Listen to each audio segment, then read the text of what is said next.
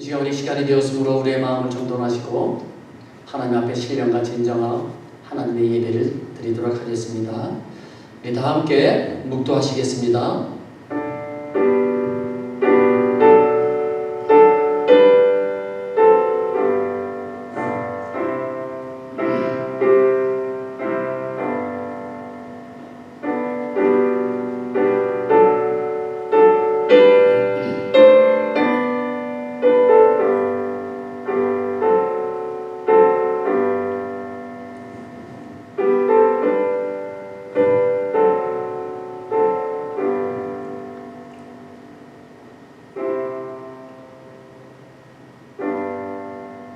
여호와여, 내가 주께서 계신 집과 주의 영광이 머무는 곳을 사랑하오니 내 영혼을 죄인과 함께 내 생명을 살인자와 함께 거두지 마시옵소서.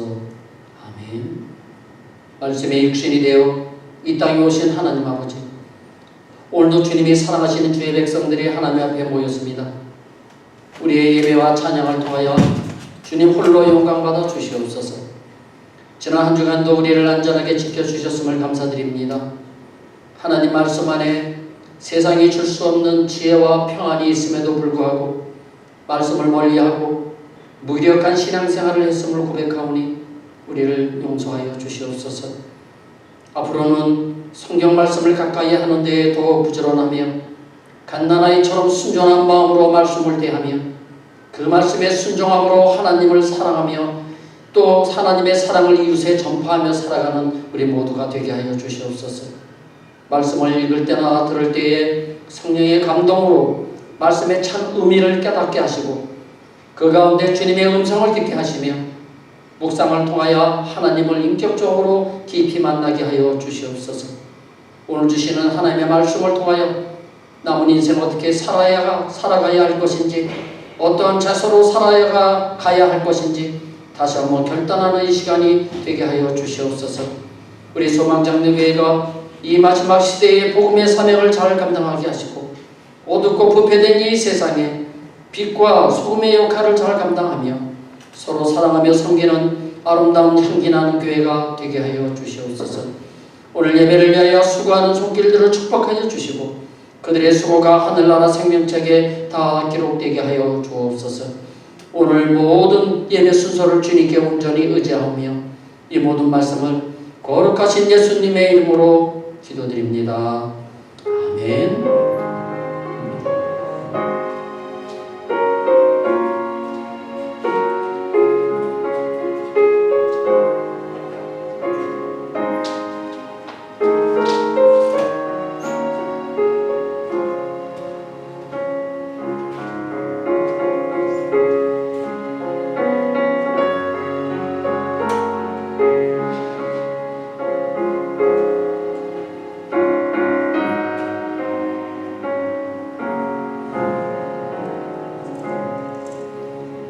우리 다같이 일어나셔서 찬송가 43장을 부르시겠습니다.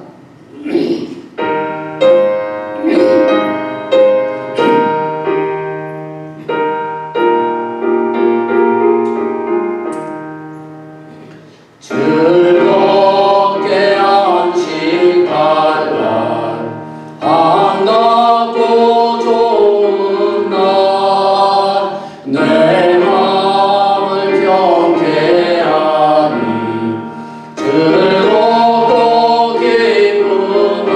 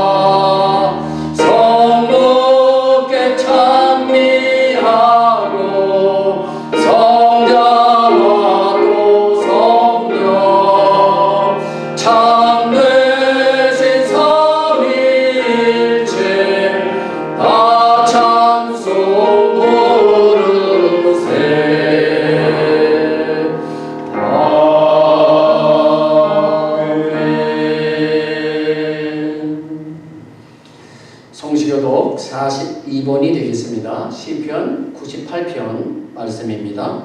교독하겠습니다. 새 노래로 여호와께 찬송하라. 그는 기이한 일을 행하사 그의 오른손과 거룩한 팔로 자기를 위하여 구원을 베푸셨습니다. 여호와께서 그의 구원을 알게 하시며 그의 공을 온 나라의 목전에서 명백히 나타내셨도다. 그가 이스라엘의 집에 베푸신 인자와 성실을 기억하셨으므로 땅 끝까지 이르는 모든 것이 우리 하나님의 구원을 보았도다. 온 땅이여 여호와께 즐거이 소리칠지어다. 소리내어 즐겁게 노래하며 찬송할지어다. 수금으로 여호와를 노래하라. 수금과 무성으로 노래할지어다. 나팔과 호각 소리로 왕이신 여호와 앞에 즐겁게 소리칠지어다. 바다와 그의 충만한 것과 세계와 그 중에 거주하는 자는 다 외칠지어다. 다 같이요. 여호와 앞에서 큰 물은 박수할지어다. 산악이 함께 즐겁게 노래할지어다. 아멘. 이 시간 우리 하나님 앞에 고백의 기도를 드리도록 하겠습니다. 지난 한 주간 동안에 우리의 삶을 한번 뒤돌아보시면서 혹시 바쁘다는 핑계로 하나님을 잊어버리지는 않았는지, 혹시 바쁘다는 핑계로 하나님의 말씀을 잊어버리고 내 생각대로 또 세상의 방식대로 살지는 않았는지 이 시간 한번 뒤돌아보시기 바랍니다. 우리 하나님은 사랑이 많으셔서 우리 입술의 고백을 받아주시고 우리의 모든 죄를 깨끗이 용서해 주실 것입니다. 이 시간 우리 다 함께 하나님 앞에 기도하겠습니다. 하나님 아버지, 오늘 이 모습 그대로 주님께 찾아왔습니다.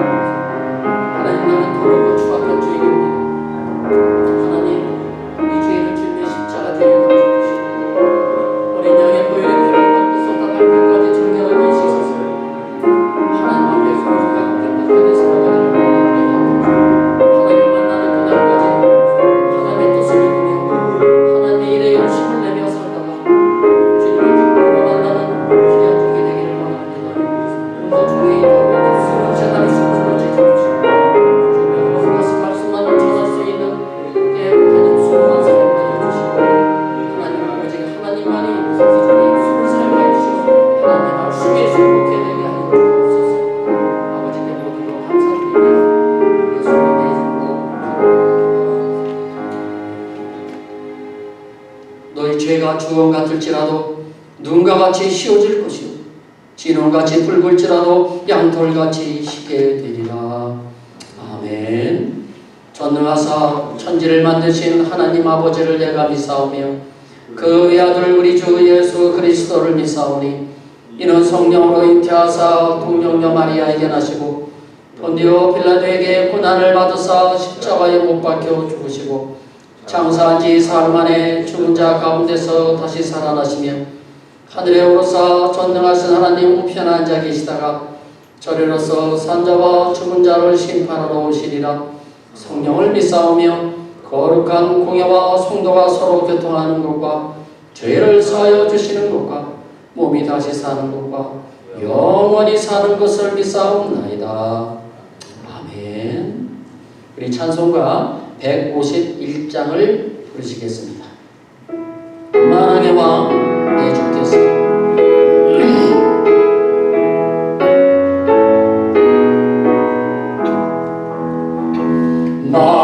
만왕의 왕 내 주께서 왜 어쩌나겠나 이 벌레 같은 날 위에 그 보혈을 흘렸네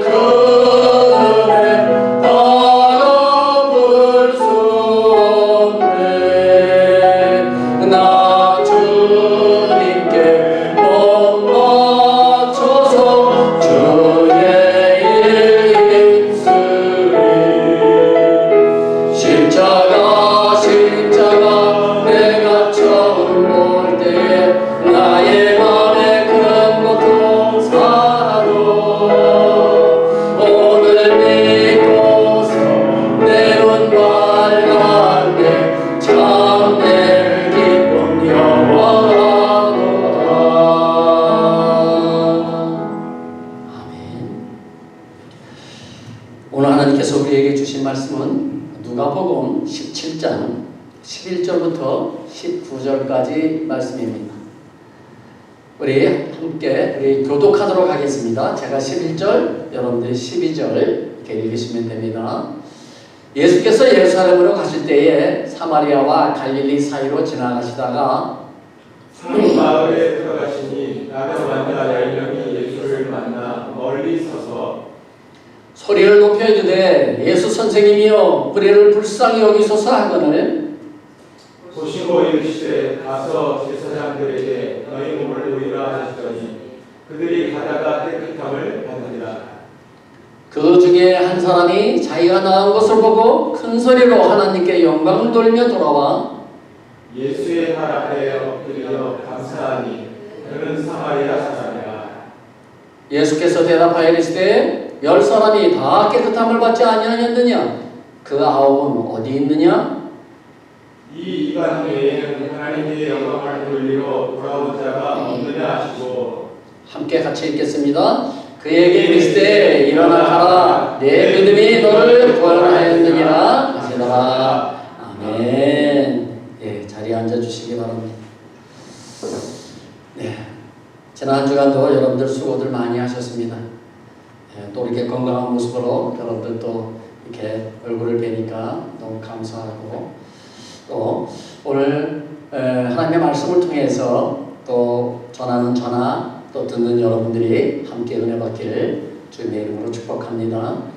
오늘 하나님의 말씀의 제목은요, 하나님께 영광을 돌립시다 라고 하는 말씀의 제목으로 정해봤습니다. 하나님께 영광을 돌리자. 오늘 말씀은 우리가 잘 알고 있는 말씀이에요. 나병에 걸린 10명의 사람이 깨끗함을 받은 이야기입니다. 10명의 나병 환자들은요, 소문으로만 듣던 그 예수님이 자기 마을로 들어오시는 모습을 보자 멀리 서서 병 낫기를 위하여 크게 소리를 지릅니다. 우리를 불쌍히 여기소서, 우리를 고쳐달라고 말입니다. 멀리 서서 소리를 지른 것은요, 나병은 전염성이 매우 강하여서 사람과의 접촉이 금지되어 공동체 안에서 함께 살 수가 없었기 때문입니다. 심지어 가족과 생이별하여 별도의 장소에서 살았습니다. 예를 들면 굴속이나 이런 산속에서 살아야만 했습니다. 그래서 예수님께 가까이 다가갈 수가 없어서 멀리 서서 소리를 질렀던 것입니다. 그때 주님께서 그들을 바라보았습니다. 누군가 소리를 지르니까 그냥 바라본 것이 아니라 그들의 믿음을 보신 것입니다. 정말 병 낫기를 원하는 그런 갈급한 마음이 있는지, 갈급한 믿음이 있는지를 예수님께서는 보신 것이죠. 오늘도 하나님께서는 우리의 마음을 보고 계십니다.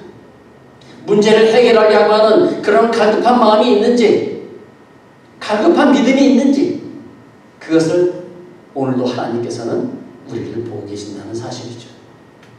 그리고는 주님은 10명의 나병 환자에게 이렇게 말씀하십니다.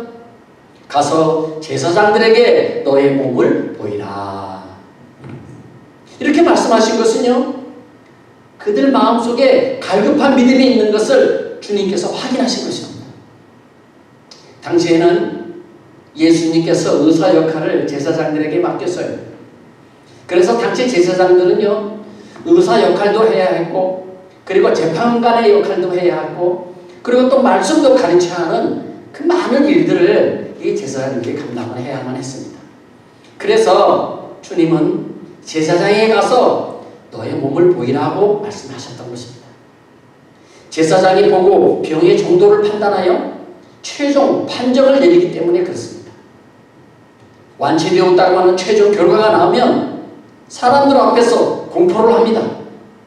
그러면 그때부터 가족으로 돌아가서 그리고 또 가족들과 만나게 되고요, 공동체 안에서 살 수도 있었고요, 그리고 예배와 신앙생활도 할 수 있는 그런 자격을 얻게 되는 것입니다. 따라서 주님께서 제사장에게 가서 보이라고 말씀하신 것은 이미 너희의 병이 나았다고 하는 선포였습니다. 그런데 놀라운 사실은 10명의 나병 환자들은 아직 몸에 그 특별하게 나은 흔적이 그럼에도 불구하고 주님께 가서 너의 몸을 제사장에게 보이라고 하는 그 말씀 한마디에 이미 나온 것을 믿고 바로 제사장에게 출발을 했다는 것입니다. 그 당시에는 몸에 아무런 흔적이 나진 않았어요. 표시가 없었어요. 그대로 자기 신의 몸에는 그대로 나병이 남아있었어요. 그러니까 주님께서 가서 제사장에게 보이라고 하는 그 말씀 한마디에 그들이 순종하고 떠났다는 것입니다. 참으로 놀라운 믿음이죠. 이런 믿음이 우리에게도 필요한 것입니다. 보통 믿음 없는 사람들은 어떻게 반응을 할까요?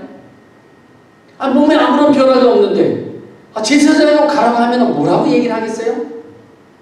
뭐야, 아직 내 몸에 아직도 병이 그대로 있는데 누구 놀리는 거야? 그럼 화를 내기도 했겠죠. 또 어떤 사람은 아니야, 그냥 가라고 하지 말고 내 몸을 만져서 나를 고쳐달라고, 그리고 주님께 따지지 않았겠습니까? 그런데 그들은 주님의 말씀을 믿고 그대로 출발했다는 것입니다. 아직도 몸에 병이 있는데 말이죠. 주님의 말씀을 그대로 믿고 가는 도중에 다 병이 낫게 된 것입니다. 처음부터 난 게 아니에요. 가는 도중에 낫게 됐어요. 믿음을 가지고 제사장에게 가는 도중에 나았다는 거예요. 이처럼 주님의 말씀을 그대로 믿으면 놀라운 기적이 일어나는 것입니다. 성도 여러분, 믿음은 기적이 일어난 것을 보고 믿는 것이 믿음이 아니라 믿으면 하나님의 기적이 일어난다고 하는 것이, 그것이 믿음입니다. 기적을 보고 믿는 것은 누구나 다 할 수 있어요. 전혀 믿음이 없어도 믿을 수 있어요. 보고 믿는 거 누가 못해요? 예를 들면 홍해바다가 쫙 갈라지는 것을 눈으로 보고 와, 하나님이 살아계시구나, 그렇게 믿는 것은 누구나 다 할 수 있어요. 그러나 애국 군대가 따라오고 있을 때 앞에 가로막고 있는 그 홍해바다가 갈라질 것을 믿는 것, 하나님께서 그 홍해바다를 갈라서 우리를 구원해 줄 것을 믿는 것, 그것이 진짜 믿음인 것입니다. 10명의 나병 자들은요, 주님의 말씀에 순종하여 믿고 제사장에게 가다가 병이 난 것입니다. 그 중에 한 사람은 자신의 병이 나은 것을 보자마자 즉시 큰 소리로 하나님께 영광을 돌리고 예수님께 돌아와서 그 주님 발 앞에 엎드려 감사했다는 것이 오늘의 말씀의 이야기입니다. 지금부터 10명의 나병 환자가 무엇을 잘했는지 한번 알아보도록 하겠습니다. 당시 나병은요, 불치병이었어요. 치료약도 없고 치료 방법도 없었어요. 지금은 치료약도 있고 치료 방법도 있지만 당시에는 아무것도 없었어요. 그러다 보니 나병 환자들은요, 모든 것을 포기하고 낙심과 절망 속에서 살 수밖에 없었어요. 저주받은 인생이라 생각하고 모든 인생을 포기하고 낙심과 절망 속에서, 그리고 굴속이나 산속에 파묻혀서 그렇게 살 수밖에 없었어요. 교회에 나와서 예배를 드리고 싶어도 예배에 참석할 수 없는 그런 처지가 되어버렸어요. 그들은 모든 것을 포기하고 절망 가운데 버림받은 인생을 살 수밖에 없었습니다. 그런데요, 이 10명의 나병 환자들은 그대로 살지 않았다는 것입니다. 자신의 문제에 모든 것을 포기하지 않았고 낙심 가운데 그대로 머물러 있지 않았어요. 그것이 중요한 것입니다. 모든 사람들은 다 포기하고 자기 인생을 모든 걸 포기하고 산속이나 굴속에 들어가서 인생만 한탄하고 살았지만 이 10명의 사람들은 그러지 않았다는 거예요. 그들은 예수님의 소문을 듣고 혹시나 만날 수 있지 않을까 생각하여 마을 입구에서 기다리고 있었어요. 며칠 기다렸는지 우리가 알 수가 없지만은 아마 오랜 기간을 기다렸을 거예요. 결국 그들은 예수님을 만나게 됩니다. 자, 한번 보십시오.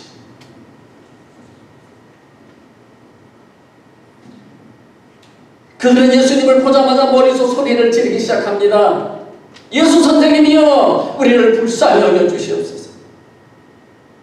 이들이 잘한 것은 자신의 문제를 예수님 앞에 가지고 나왔다는 거예요.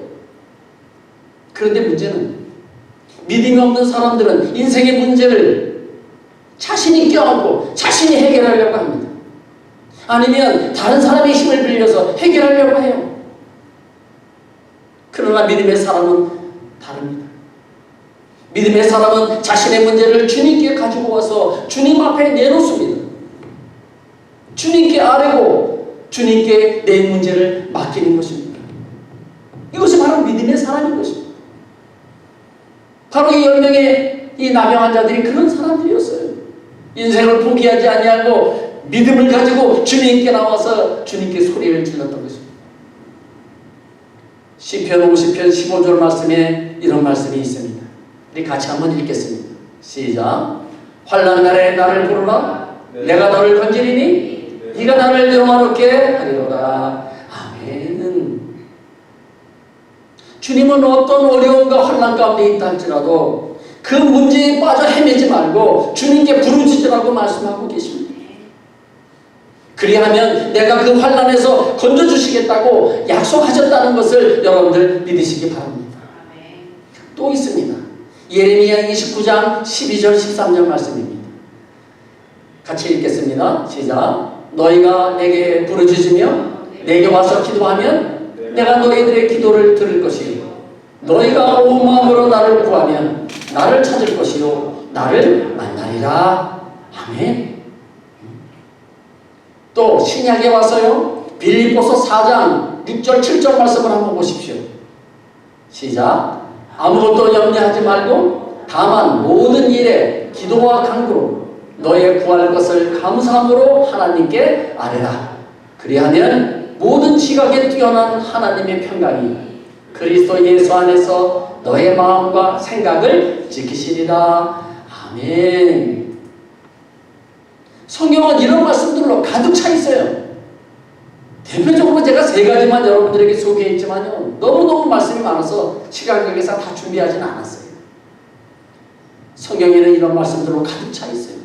너는 아무 염려하지 말고 내게 부르짖어 기도하라. 내 앞에 나와라. 내가 그 너의 문제를 해결해 주겠다. 그래서 저희 교회는요. 매일 아침 8시서부터 기도회를 하고 있습니다. 그래서 혹시 직장에 가시다가 잠시 들려서 기도하고 가시는 분들도 계시고요. 아니면은 또 오셔서 8시부터 오셔서 1시간 이상씩 기도하고 가시는 분들도 계세요. 저를 위해서 그런 시간을 마련한 건 아니에요. 여러분들 성도님들을 위해서 그런 시간을 마련한 겁니다. 매일 오셔서 내 문제를 하나님께 맡기고 기도하라고 교회 문을 활짝 열어놓고 매일 우리가 함께 기도하기를 원하는 것입니다. 누구든지 어떤 상황에 있다 할지라도 낙심하지 말고 좌절하지 말고 문제의 해결자 되시는 주님께 나오라는 것입니다. 주님은 이런 사람을 기뻐하십니다. 그런데 문제에 푹 빠져서 자기 혼자 힘으로 해결하려고 하는 사람, 이런 사람은 주님께서 역사하지 않으십니다. 기뻐하지 않으십니다. 주님은 문제를 가지고 먼저 내게 나오라고 하셨습니다. 그리고 너의 짐을 맡기라고 하셨어요. 도움을 청하라는 것입니다. 도와달라고 하는 거예요. 그때부터 주님께서 역사하시는 것입니다. 하나님 앞에 문제도 내놓지 않고 하나님 앞에 기도하지도 않고 그러면 하나님이 역사하시지 못하십니다. 이 10명의 나병 환자가 잘한 점은 자신의 문제 속에 그냥 빠져있지 않았고 문제의 해결자 되시는 주님께 나왔다는 것이 참으로 잘한 것입니다. 두 번째 이들이 잘한 점은 무엇이냐? 주님께 부르짖었다는 것입니다. 자, 12절 13절 말씀입니다.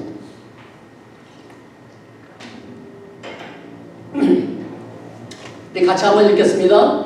시작. 한 마을에 들어가시니 나병 환자 10명이 예수를 만나 멀리 서서 소리를 높여 이르되 예수 선생님이여 우리를 불쌍히 여기소서 하고는 아멘. 어떻게 했다고요? 바로 내리지 마세요. 어떻게 했다고요? 소리를 높여서 부르짖었다는 거죠. 주님께서 한 마을에 들어갔을 때에 10명의 나병 환자들이 멀리 서서 큰 소리로 예수 선생님이 우리를 불쌍히 여겨달라고 크게 소리를 질렀습니다. 기도에는요, 여러 가지 방법이 있어요. 조용히 눈을 감고 묵상으로 기도하는 경우도 있고요. 또 작은 소리로 조용히 기도하는 경우도 있고요. 큰 소리로 기도하는 경우도 있어요. 기도의 방법이 여러 가지죠. 꼭 이렇게만 기도해야 된다, 그렇게 말하는 것은 잘못된 것입니다. 그런데 이 연령의 나병 환자들은요, 지금 조용히 기도할 때가 아닙니다. 지금 묵상하고 기도할 때가 아니에요. 네? 절박한 심정으로 자신의 문제를 하나님께 소리 높여 기도할 수밖에 없었어요. 지금 그들이 얼마나 다급합니까? 얼마나 절박합니까? 큰 소리로 주님을 부를 수밖에 없는 그런 상황이 아닙니까? 지금 그들은 사는 것이 아니었어요. 숨을 쉬고는 있지만, 그들의 형편은 마치 죽은 사람과 똑같았어요. 몸에서는 썩은 냄새가 나고요. 피부에서는 그 더러운 고름이 흐르고요. 그리고 손가락과 발가락은 하나씩 떨어져 나가고요. 마치 움직이는 시체와 같은 그런 형편이었어요. 아마 다른 사람들이 조용히 하라고 해도 조용히 그렇게 기도할 상황이 아니었을 것입니다. 혹시 여러분의 형편이 이 나병 환자는 아니다 할지라도 절박한 상황은 아닙니까? 그렇다면 부르짖어 기도하십시오. 소리 높여 주님을 부르시기 바랍니다. 마가복음 10장에 보면은요, 맹인 바디메오가 고침을 받은 사건이 기록되어 있습니다. 맹인이며 거지인 이 바디메오는요, 늘 성문 입구에 앉아서 지나가는 사람들로부터 동양을 받아서 살아가고 있었습니다. 그러던 어느 날 많은 사람들이 자기 앞으로 지나가는데 분위기가 심상치 않았어요. 그래서 옆에 있는 사람에게 물어봤어요. 그랬더니 그 소문으로만 듣던 그 예수님이 자기 앞으로 지나간다는 거예요. 얼마나 깜짝 놀랐겠어요. 자, 사진 한번 보세요. 그때의 상황이에요. 그 순간 바디메오는요, 내 인생을 바꿀 절호의 기회가 왔다고 생각하고 소리를 지르기 시작합니다. 다윗의 자손 예수여, 나를 불쌍히 여겨주시옵소서. 많은 사람들이 그 거짓 주제에 조용히 하라고 옆에서 막 야단을 쳤어요. 그래도 그는 더욱더 크게 소리를 질렀어요. 다윗의 자손 예수여, 나를 불쌍히 여겨달라고 말입니다. 그런데 어찌 된 일입니까? 주님은 못 들은 척 하십니다. 사실은 다 듣고 계셨어요. 근데 못 들은 척 하신 거예요. 왜 그랬을까요? 여러분, 왜 그랬을까요? 이게 중요한 것입니다. 우리가 어떤 때는 기도 제목을 가지고 하나님 앞에 열심히 기도할 때가 있어요. 그런데 아무런 응답이 없을 때가 있어요. 하나님의 귀가 없어서 듣지 못하셨나요? 하나님의 눈이 없어서 보지 못하셨나요?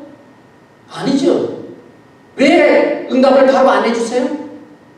우리의 믿음을 확인하시는 것입니다. 진짜 갈급한 심령이 있는지 그 믿음을 하나님께서 보고 기다리고 계시는 거예요. 여기서 바디메오가 얼마나 갈급한 마음이 있었는지 우리가 알 수가 있는 것입니다. 예수님께서는 바디메오의 그 갈급한 심령을 예수님께서는 보셨어요. 두 번째는요, 내가 너의 문제를 해결할 줄로 진짜 믿느냐? 너의 마음에 정말로 내가 필요하냐라고 그것을 보신 것입니다. 그래서 바로 대답하지 않으신 거예요. 그의 갈급한 마음과 믿음을 확인하신 이 주님께서는 그를 제자들에게 부르라고 말씀을 하십니다. 예수님께서 확인하셨어요. 그의 심령에 갈급한 믿음이 있는 것을 확인하셨어요. 그래서 그 바디메오를 불러오라고 했습니다. 그러면서 이렇게 물어보시죠. 너에게 무엇을 하여 주기를 원하느냐? 그가 이렇게 대답합니다. 보기를 원합니다. 내 눈뜨기를 원합니다. 그렇게 대답을 합니다. 예, 주님은 이렇게 말씀하십니다. 52절 말씀입니다. 예수께서 이르시되 가라 내 믿음이 너를 구원하였느니라 하시니 그가 곧 보게 되어 예수를 길에서 따르니라. 아멘. 성도 여러분, 주님께서 응답하실 때까지, 주님께서 나에게 얼굴을 돌리시고 나의 손을 잡으실 때까지 부르짖어 기도하시기 바랍니다. 시편 말씀을 보면은요, 부르짖으라고 하는 말씀이 얼마나 많이 나오는지 몰라요. 부르짖는다는 것은 나의 간절함을 보여주는 거예요. 나의 믿음을 보여주는 거예요. 10명의 나병 환자가 병고침을 받은 것은요, 자신의 문제를 해결자 되시는 예수님께 가지고 나왔다는 것이 잘한 것이고, 두 번째는요, 더 나아가 소리를 높여서 부르짖었다는 것이 잘한 것입니다. 이것이 나의 문제의 해결에 지름길임을 믿으시기 바랍니다. 그런데 문제가 생기는데도 그냥 알아서 잘 되겠지 뭐. 아니면 들 대로 되라, 세라 그냥 내버려 두는 사람들도 있어요. 그럼 하나님이 역사하지 않으세요. 늘 문제를 가지고 주님께 나오는 사람, 그리고 그 문제를 놓고 부르짖어 기도하는 사람에게 하나님께서 만나주시고 하나님께서 문제를 해결해 주실 줄로 믿으시기 바랍니다. 마지막 세 번째, 이 사람들이 잘한 것은요, 믿음으로 반응했다는 것입니다. 첫 번째 잘한 것이 무엇이라고 했죠? 자기 문제를 예수님 앞에 가지고 나왔다는 거 잘했다고 했어요. 두 번째는요, 뭐라고 그랬어요? 부르짖어 기도했다는 거 잘했다고 했어요. 마지막 세 번째로 믿음으로 반응했다는 거예요. 앞에서 말씀드린 것처럼 가서 너의 몸을 제사장에게 보이라고 말씀하신 것은 너의 병이 다 나았으니 제사장에게 가서 확인을 받으라고 하는 의미였어요. 그런데 주님이 말씀하실 그때는요, 병이 조금도 낫지 않았을 때 그대로 있었어요, 나병의 몸에. 그런데도 주님이 말씀하시니까 자신의 병이 나은 줄로 믿고 제사장에게 가는 도중에 기적이 일어난 것입니다. 이것이 진짜 믿음인 거예요. 주님이 말씀하신 것을 믿고 갈 때 그때 기적이 일어나는 거예요. 주님이 말씀하신 것을 믿고 행할 때에 기적이 일어나는 것이에요. 여기서 우리가 주목해야 될 것이 있습니다. 그것은 10명이 다 잘했는데 그 중에 한 사람이 더 잘했다는 것입니다. 자, 15절 16절 말씀 한번 보십시오. 무엇을 잘했나 한번 보십시오. 같이 읽겠습니다. 시작. 한 사람이 자기가 나은 것을 보고 큰 소리로 하나님께 영광을 돌리며 돌아와 예수의 발 아래에 엎드려 감사하니 그는 사마리아 사람이라. 아멘. 여러분 한번 생각해 보세요. 이 10명의 나병 환자 가운데 어떤 사람은요, 짧게는요 수년, 길게는요 수십 년 동안 가족과 떨어져서 살았을 거예요. 네? 그러니 얼마나 가족이 보고 싶겠어요. 그것도 동굴 속에서, 산 속에서 그렇게 사람들을 피해서 살았는데 얼마나 가족으로 집으로 돌아가고 싶겠어요. 한번 생각해 보세요. 여러분 입장에서 빨리 제사장에게 가서 완치되었다는 확인서를 받아가지고 가족들 품에 달려가고 싶지 않겠어요? 그렇지 않아요?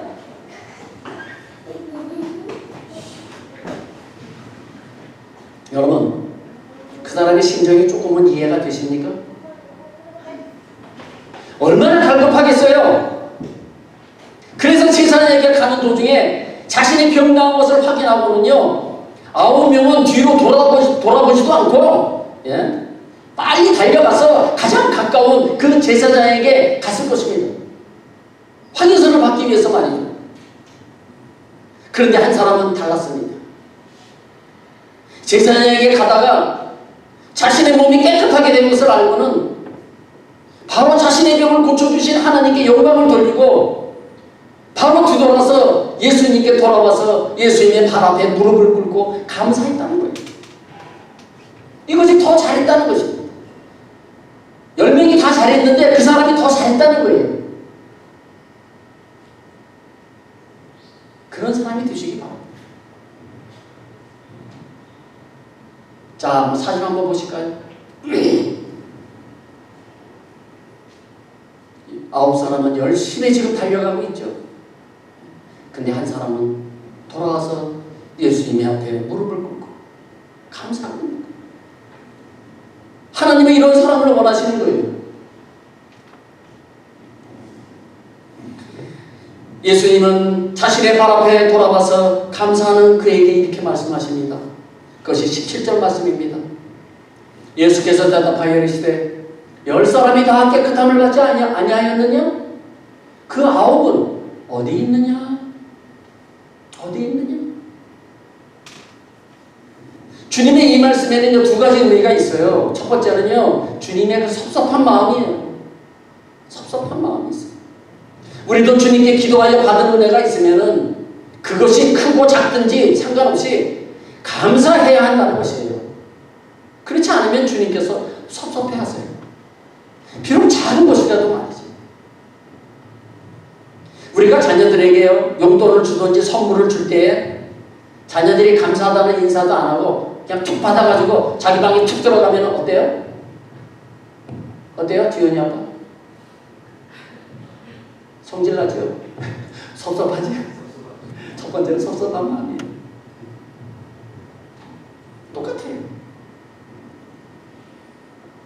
나는 생각해서 사랑하는 마음으로 내가 손을 내밀고 선물을 주는데, 용돈을 주는데 무시하고 그럼 방에 쏙 들어가 버리면 받아가지고 가면은요 섭섭한 마음이 들어요. 주님도 우리가 받은 은혜에 아무런 감사가 없으면은요 섭섭한 거예요. 비록 작은 것 하나라도요 하나님 앞에 감사할 때에 하나님께서 더 많은 감사를 주실 줄로 믿습니다. 두 번째는 또 9명보다 이 사람을 더 칭찬하신 것이에요. 9사람은 뒤도 돌아보지 않고 제사장에게 달려갔어요. 근데 이 사람은 돌아왔잖아요. 그러니까 9사람보다 이 사람을 더 칭찬하신 것이죠. 그러면서 뭐라고 말씀하세요? 9명이 어디 갔느냐? 9명의 사람보다 네가 더 잘했다는 거죠. 10명보다 모두 다 10명이 모두 다 잘했어요. 예? 문제를 가지고 주님 앞에 나왔어요. 그리고 그 문제를 가지고 주님께 기도했어요. 참 잘했어요. 그런데 이 사마리아 사람은 더 잘했다는 거예요. 뭘 잘했어요? 감사했기 때문에. 문제 해결을 받았으면 감사해야 하는 것입니다. 성경을 보면은요, 감사하라고 하는 말씀이요, 약 40번 정도가 나와요. 제가 계속 카운트 해보니까 40번 이상이 나와요.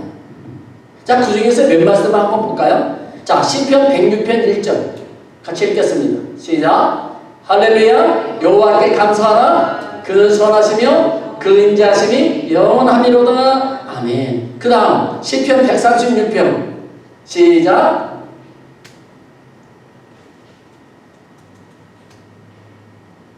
시작. 신들 중에 뛰어난 하나님께 감사하라. 그 인자하심이 영원하미로다. 그 다음 26절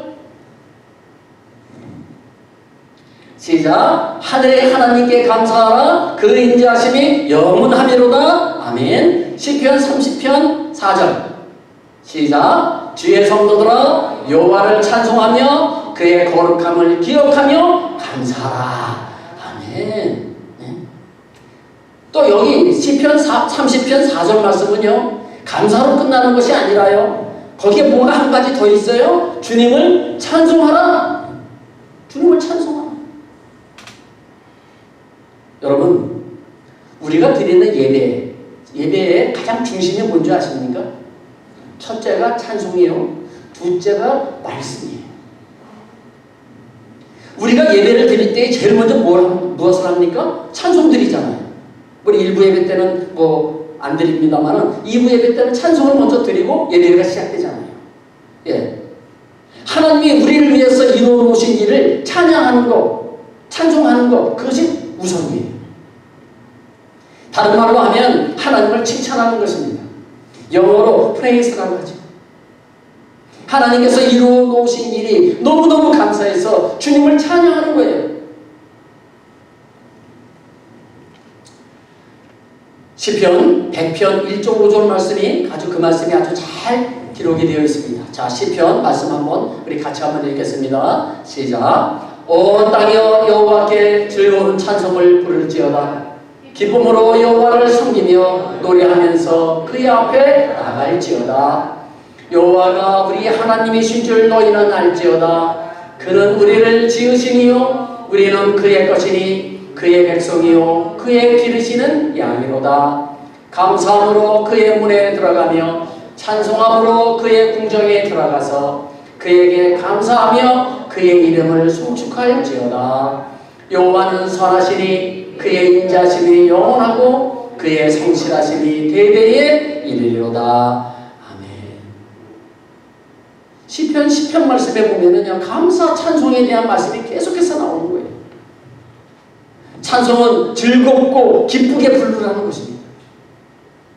찬송 부르면서 인상 써가면서 부르면은 그것은 하나님께 영광이 안 되죠. 기쁜 마음으로 찬송을 부르라. 그러면 특별히 4절 말씀 한번 보세요. 4절. 성도는 찬송하며 교회에 오셔야 하며 감사함으로 주의 이름을 찬송해야 한다는 것입니다. 여러분들 교회에 올 때 찬송 부르며 교회에 오셔야 되고요. 그리고 주의 이름에 감사하면서 주님 앞에 예배 시간에 찬송을 드려야 한다는 것입니다. 예배의 출발은요 어디에 있느냐? 찬송과 감사에서 이 감사에 있다는 것입니다. 오늘의 말씀을 마치도록 하겠습니다. 성도 여러분, 오늘 10명의 나병 환자들이 잘한 점에 대해서 우리가 살펴보았습니다. 첫 번째 잘한 것이 뭡니까? 자신의 문제를 주님 앞에 가지고 나간다는 것. 두 번째 잘한 것이 뭡니까? 하나님 앞에 부르짖어 기도했다는 것. 세 번째 잘한 것이 뭡니까? 믿음으로 반응했다는 것. 이 한 사람, 이 사마리아 사람 한 사람은 어떻게 했어요? 자신의 병을 고쳐주신 하나님께 영광을 돌리며 주님의 발 앞에 엎드려 감사 찬송했다는 거예요. 사랑하는 성도 여러분, 혹시 어려운 문제 가운데 계시지는 않습니까? 밤에 잠도 못 자고 번민과 고민 가운데 계시지는 않습니까? 주님께 찬송하며 나오시기 바랍니다. 주님께 감사함으로 부르짖어 기도하시기 바랍니다. 우리 하나님은 반드시 그 문제를 해결해 주시고 우리의 인생길을 평탄한 길로 인도하시는 인자하시며 성실하신 하나님이심을 믿으시기 바랍니다. 기도하겠습니다. 인자하시고 성실하신 하나님 아버지, 우리의 문제를 혼자 껴안고 고민하지 말고 주님께 나와 그 문제를 맡기는 우리 모두가 되게 하여 주시옵소서. 나의 문제를 세상의 방법으로 해결하기보다는, 사람의 힘을 빌려 해결하기보다는 주님께 맡기고 부르짖어 기도하는 우리 모두가 되게 하여 주시옵소서. 주님께 나올 때 감사하며 찬송함으로 기쁨으로 나오게 하여 주시옵소서. 예수님의 이름으로 기도합니다. 아멘. 이 찬송가 428장을 부르시겠습니다.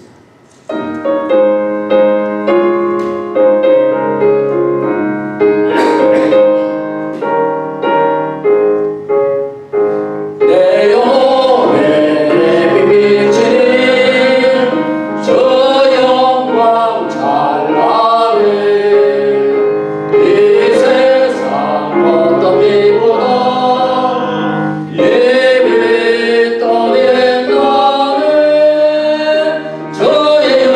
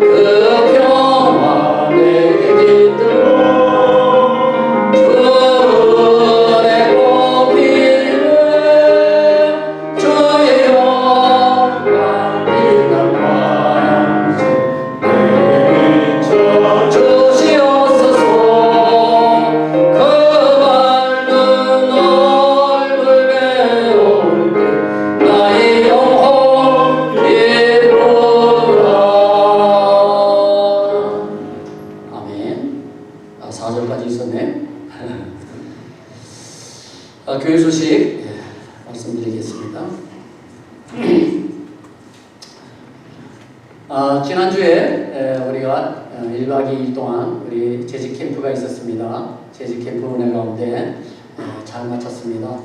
참석하신 우리 재직들 분들께 감사드립니다. 두 번째는요, 오늘 2부 예배 후에요, 남녀 선교회 원래로 모이겠습니다. 그러니까 바로 예배 마치면 바로 장소를 이동해 주시기 바라고요. 세 번째는 다음 주 점심 식사 후에 성경 퀴즈 대회가 있습니다. 성경 범위는요, 마태, 마가, 누가, 요한복음, 사복음서가 되겠습니다. 네 번째, 재정 캠프가요, 10월 18일부터 20일까지 3일 동안 진행이 됩니다. 장소는요, 카스티조 데 레이 라페 교회에서 있습니다. 그래서 여기서 한 10분 정도 거리 떨어져 있습니다. 차로 한 10분 정도면 가는 거리고요. 참가비가 500페소고요. 그리고 우리 한인들은 1000페소입니다. 현지인들은 500페소고 우리들 한인들은 1000페소고요.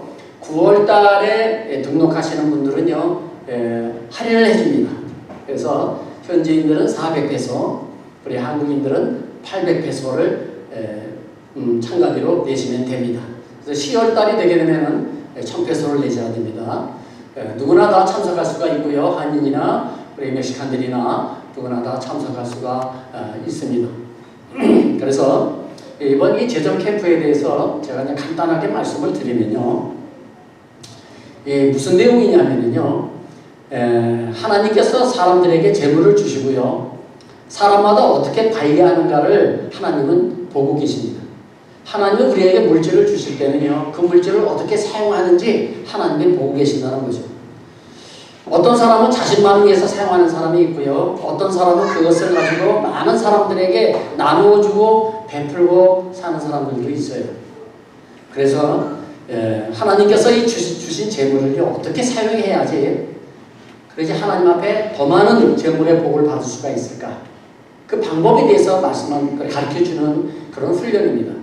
그래서 돈을 많이 버는 방법을 가르쳐주는 그런 캠프가 아니고요, 세미나가 아니고요, 어떻게 하면은 하나님이 주신 물질을 어떻게 사용함으로 내가 어떻게 더 많은 복을 받을 수가 있을지, 그런 부분에 대해서 강의하는 것입니다. 그래서 여러분들이 기대하시고 이번 캠프에 우리가 모두가 다 참석해 주시면 좋겠고요.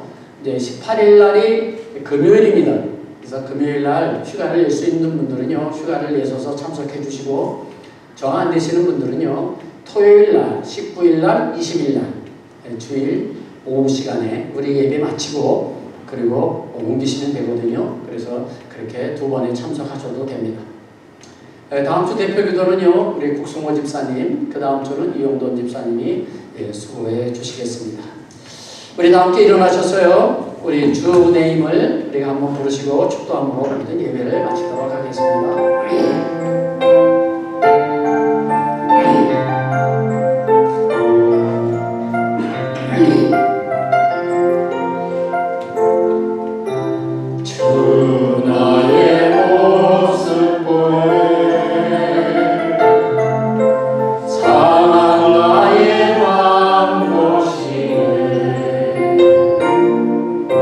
주 나의 눈물 안에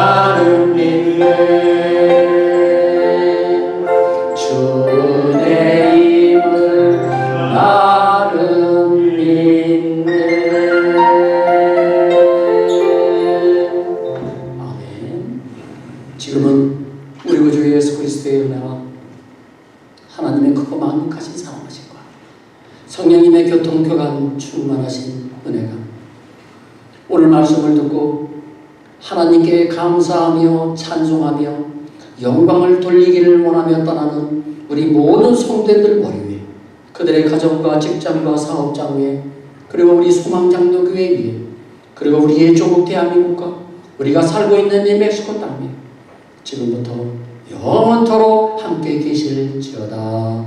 아멘.